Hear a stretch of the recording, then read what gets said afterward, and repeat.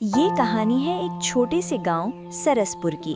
मिट्टी की सौंधी खुशबू, सीधी राहें और शांत दिनचर्या वाला गांव। इसी गांव में एक सादा लेकिन पक्का और सलीके से सजा घर था। उस घर में रहती थीं दो बहनें, बड़ी बहन दीपा और छोटी बहन रीमा। उनके बिल्कुल पड़ोस में रहती थी रंजू मौसी। यही तीन चेहरे इस कहानी के आधार हैं, दो बहनें और एक मौसी। दीपा स्वभाव से गंभीर, संतुलित और सोच समझकर निर्णय लेने वाली थी। रीमा तेज दिमाग वाली, स्पष्ट बोलने वाली और भीतर से बहुत संवेदनशील थी। दोनों के बीच उम्र का थोड़ा अंतर था, लेकिन समझ का अंतर नहीं। उन्होंने जीवन से एक ही बात सीखी थी, साथ रहना है तो साफ रहना है। एक शाम आंगन में बैठी दोनों दिन भर का काम निपटाकर बाहर बैठी थी। रीमा ने धीरे से बात शुरू की। दीदी, मैं ये महसूस कर रही हूँ कि जिम्मेदारियाँ बढ़ रही हैं और अगर हमने अभी से अपने बीच स्पष्टता नहीं रखी तो आगे चलकर छोटी छोटी बातें भी बड़ी लगने लगेंगी। इसलिए मैं चाहती हूँ कि हम हर हफ्ते बैठकर खुलकर बात करने का नियम बना लें। दीपा ने उसकी ओर गंभीर नजर से देखा और शांत स्वर में उत्तर दिया, तुमने जो कहा वो समय की जरूरत है, क्योंकि रिश्ते अचानक नहीं टूटते बल्कि अनकही बातों के बोझ से कमजोर होते हैं। इसलिए आज से ये तय रहा कि चाहे दिन कितना भी व्यस्त हो, हम बिना बात साफ किए नहीं सोएंगे। ये उनका पहला नियम था कि मन में कुछ नहीं रखना। अगले दिन रंजू मौसी आई। उन्होंने दोनों को साथ बैठा देखा।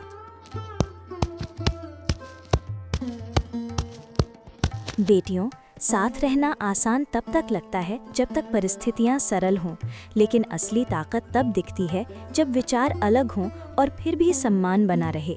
इसलिए क्या तुम दोनों मतभेद होने पर भी इतनी ही शांति रख पाती हो? रीमा ने बिना झिझक जवाब दिया।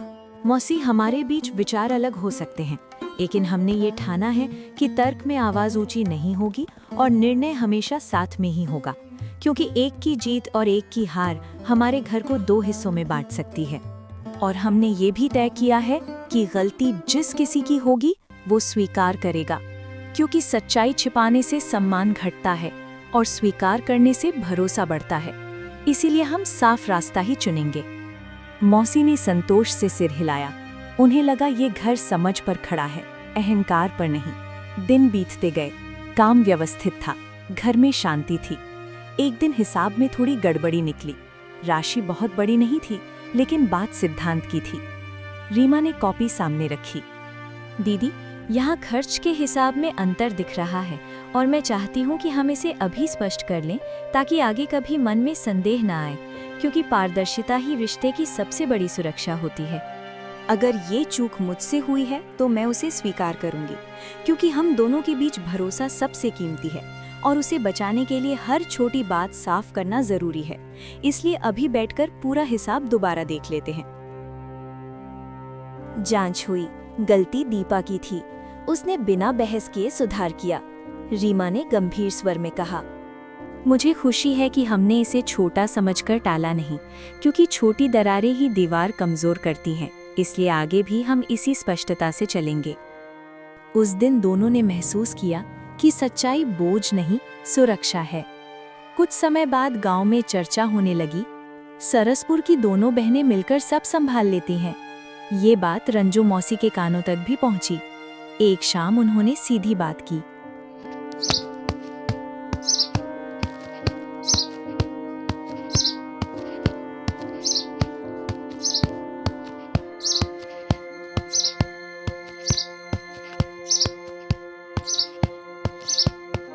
लोग तुम्हें उदाहरण कहने लगे हैं, लेकिन याद रखना कि उदाहरण बनने के बाद गलती की गुंजाइश कम हो जाती है। इसलिए क्या तुम दोनों उस दबाव को संभालने के लिए तैयार हो? दीपा ने स्थिर स्वर में उत्तर दिया, मौसी, हमें दूसरों की राय से ज्यादा अपने सिद्धांत की चिंता है, क्योंकि अगर हम अपने नियमों पर टिके रहे तो बाहरी दबाव हमें बदल नहीं पाएगा। इसलिए हम उदाहरण बनने के लिए नहीं, बल्कि सच्चे रहने के लिए साथ हैं। रीमा ने भावुक लेकिन दृढ़ आवाज में कहा, और अगर कभी हमसे चूक हुई भी तो हम उसे स्वीकार करेंगे, क्योंकि दिखावे की मजबूती से बेहतर है सच्चाई की सादगी। इसलिए हम अपने रास्ते पर साफ चलेंगे। मौसी ने देखा, ये आत्मविश्वास शोर वाला नहीं था, शांत था। एक रात रीमा थोड़ी चिंतित दिखी। दीदी, मुझे डर नहीं है, लेकिन जिम्मेदारियों का संतुलन समय समय पर बदलता है। इसलिए मैं चाहती हूँ कि हम काम का बंटवारा फिर से देखें, ताकि किसी एक पर अधिक भार ना आए। दीपा ने तुरंत सहमति में संतुलन बनाए रखना ही समझदारी है, क्योंकि असंतुलन धीरे धीरे मन में शिकायत भर देता है। इसलिए कल से हम काम और समय का नया क्रम तय करेंगे, ताकि थकान व्यवहार में ना झलके। अगले दिन दोनों ने बैठकर विस्तार से योजना बनाई। कोई अनुमान नहीं, सब स्पष्ट। शाम को मौसी आईं। मुझे ये देखकर सुकून मिलता है कि तुम दोनों हर बदलाव को समय रहते पहचान लेती हो, क्योंकि ज्यादातर लोग समस्या के बढ़ने का इंतजार करते हैं और फिर पछताते हैं। इसलिए ये आदत कभी मत छोड़ना। रीमा ने नम्र स्वर में कहा, मौसी, हमारा बस एक ही लक्ष्य है कि चाहे जीवन जैसा भी मोड़ ले, हमारे बीच का भरोसा न टूटे, क्योंकि भरोसा टूटने के बाद साथ रहना केवल दिखावा बन जाता है। और हमने ये तय किया है कि हम दिखावे के लिए नहीं, बल्कि सच्चाई के लिए साथ रहेंगे। इसलिए चाहे निर्णय कठिन हो, हम उन्हें मिलकर ही स्वीकार करेंगे। इस बात के बाद आंगन में कुछ पल की शांति छा गई। ये शांति खाली नहीं थी, भरोसे से भरी हुई थी। दोनों बहनों ने महसूस किया कि अब उनके शब्दों की परीक्षा समय लेने वाला है। अगले कुछ दिनों तक सब सामान्य रहा। घर की दिनचर्या चलती रही, ताम बटा हुआ था। लेकिन एक शाम रीमा थोड़ी चुप थी। दीपा ने ध्यान से देखा। अगर मन में कोई उलझन है तो उसे अभी कह दो, क्योंकि चुप्पी कभी समाधान नहीं बनती, और मैं नहीं चाहती कि तुम्हारे मन में कोई बात दब कर रहे। दीदी, मैं सोच रही हूँ कि हमें आगे के बारे में कुछ ठोस योजना बनानी चाहिए, क्योंकि अभी सब ठीक है, लेकिन भविष्य की तैयारी आज से ही शुरू होती है। इसलिए हमें बैठकर दिशा तय करनी चाहिए। ये बात छोटी नहीं थी। ये सोच आने वाले समय की जिम्मेदारी दिखा रही थी। दीपा ने गंभीर होकर उत्तर दिया, तुम सही कह रही हो, क्योंकि स्थिरता बनाए रखने के लिए आगे की योजना जरूरी है। इसलिए हम कल पूरा समय निकालकर बैठेंगे और तय करेंगे कि हमें किन सिद्धांतों पर आगे बढ़ना है। अगले दिन दोनों ने लंबी बातचीत की। खर्च, काम, समय और जिम्मेदारियों पर साफ निर्णय लिए। शाम को रंजू मौसी आईं।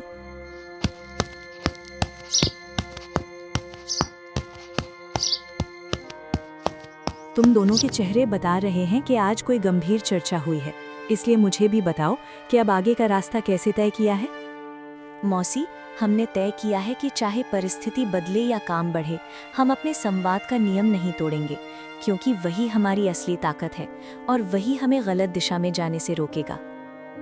दीपा ने आगे कहा, और हमने ये भी तय किया है कि अगर कभी निर्णय कठिन लगे तो हम जल्दबाजी नहीं करेंगे, बल्कि सोचकर ही कदम उठाएंगे, ताकि बाद में पछतावा ना रहे। मौसी मुस्कुराईं। उन्हें समझ आ गया कि ये घर जल्दबाजी से नहीं, समझदारी से चलता है। धीरे धीरे जिम्मेदारियां थोड़ी और बढ़ीं, समय थोड़ा और व्यस्त हुआ। एक रात दोनों थकी हुई थीं, फिर भी उन्होंने बात करना नहीं छोड़ा। चाहे दिन कितना भी लंबा हो, मैं नहीं चाहती कि हम बिना एक दूसरे को सुने सो जाएं, क्योंकि यही आदत हमें अलग बनाए रखेगी। और मैं ये वादा करती हूँ कि अगर कभी मुझे लगे कि संतुलन बिगड़ रहा है, तो मैं तुरंत कहूँगी, ताकि बात बढ़ने से पहले ही सुलझ जाए। ये वादा सिर्फ शब्द नहीं था, एक नियम था। लेकिन हर नियम की असली परीक्षा तब होती है जब मन सच में असंतुलन महसूस करे। कुछ सप्ताह बाद वही क्षण आया। घर की जिम्मेदारियां बराबर थीं, पर समय का दबाव अलग अलग महसूस होने लगा था। रीमा काम में अधिक व्यस्त रहने लगी थी। दीपा ने देखा कि बातचीत का समय धीरे धीरे कम हो रहा है। एक रात दीपा ने चुप्पी तोड़ी। पिछले कुछ दिनों से मैं महसूस कर रही हूँ कि हमारी दिनचर्या इतनी व्यस्त हो गई है कि हम सिर्फ काम की बात कर रहे हैं और मन की बात पीछे छूट रही है। इसलिए मुझे लगता है कि हमें रुककर फिर से संतुलन देखना चाहिए। अगर तुम्हें ऐसा लग रहा है तो ये संकेत है कि हमें तुरंत बैठकर बात करनी चाहिए, क्योंकि हमने तय किया था कि असंतुलन बढ़ने से पहले ही उसे ठीक करेंगे। इसलिए आज ही खुलकर बात करते हैं। अगले दिन दोनों ने आंगन में बैठकर बात की। सिर्फ स्पष्टता थी। दीपा ने शांत स्वर में कहा, मुझे शिकायत नहीं है, लेकिन मैं चाहती हूँ कि हमारा साथ सिर्फ जिम्मेदारियों तक सीमित ना हो, बल्कि वो पहले जैसा सहज भी बना रहे। इसलिए हमें समय का पुनः बंटवारा करना चाहिए। तुम्हारी बात सही है, क्योंकि व्यस्तता अनजाने में दूरी बना देती है और मैं नहीं चाहती कि हमारे बीच संवाद कम हो। इसलिए हम आज से हर शाम कुछ समय सिर्फ अपने लिए सुरक्षित रखेंगे। उसी क्षण उन्होंने निर्णय लिया, रोज का एक निश्चित समय केवल बातचीत के लिए रहेगा।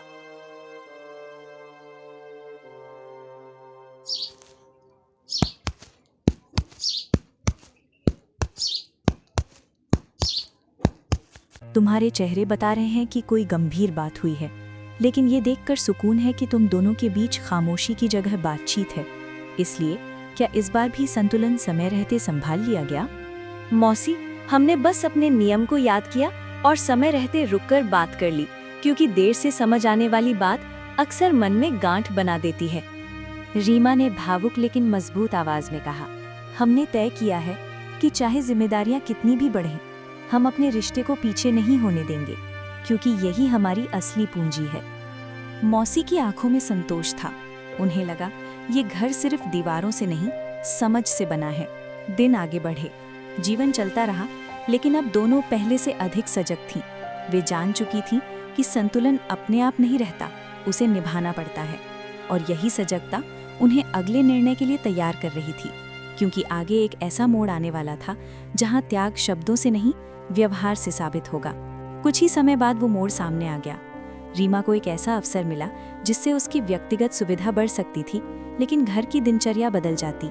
उसने निर्णय अकेले नहीं लिया। दीदी, ये अवसर मेरे लिए अच्छा है, लेकिन अगर इससे हमारे बीच का समय और संतुलन प्रभावित होता है तो मैं इसे दोबारा सोचने के लिए तैयार हूँ, क्योंकि मैं आगे बढ़ना चाहती हूँ, पर साथ कमजोर करके नहीं। अगर ये अवसर तुम्हारी क्षमता को आगे ले जाता है तो हमें उससे डरना नहीं चाहिए, बल्कि व्यवस्था को मजबूत करना चाहिए, ताकि घर भी संभले और तुम्हारा विकास भी रुके नहीं। रीमा ने स्पष्ट कहा, तब हमें नियम और सख्त करने होंगे ताकि व्यस्तता के कारण संवाद कम न हो, क्योंकि मैं नहीं चाहती कि सुविधा के बदले हम निकटता खो दें। रंजू मौसी ने दोनों को देखा और बोली, यही वो क्षण है जहां त्याग और समझ की असली पहचान होती है, क्योंकि सही निर्णय वही है जिसमें किसी एक का नहीं बल्कि पूरे घर का भला हो। हम दोनों ये तय करते हैं कि चाहे बदलाव कितना भी बड़ा हो, हम पहले बैठकर स्पष्ट योजना बनाएंगे और अगर कभी लगे कि संतुलन बिगड़ रहा है तो तुरंत सुधार करेंगे। और मैं वादा करती हूँ कि किसी भी नए कदम से पहले तुम्हें विश्वास में लूंगी, क्योंकि हमारा साथ मेरी सबसे बड़ी ताकत है और मैं उसे कभी कमजोर नहीं होने दूंगी। अब मुझे भरोसा है कि ये भर समय की हर परीक्षा पार करेगा, क्योंकि यहाँ निर्णय भावनाओं में बहकर नहीं बल्कि समझ से लिए जाते हैं। उस दिन कोई बड़ा शोर नहीं हुआ, कोई नाटक या मोड़ नहीं आया, बस एक शांत निर्णय लिया गया, साथ पहले, सुविधा बाद में। समय बीतता गया, व्यस्तता आई लेकिन दूरी नहीं, काम बढ़ा लेकिन संवाद कम नहीं हुआ। एक शाम दीपा ने मुस्कुराकर कहा, हमें अब समझ आ गया है कि घर को मजबूत रखने के लिए बड़े वादों की नहीं बल्कि रोज निभाए गए छोटे नियमों की जरूरत होती है।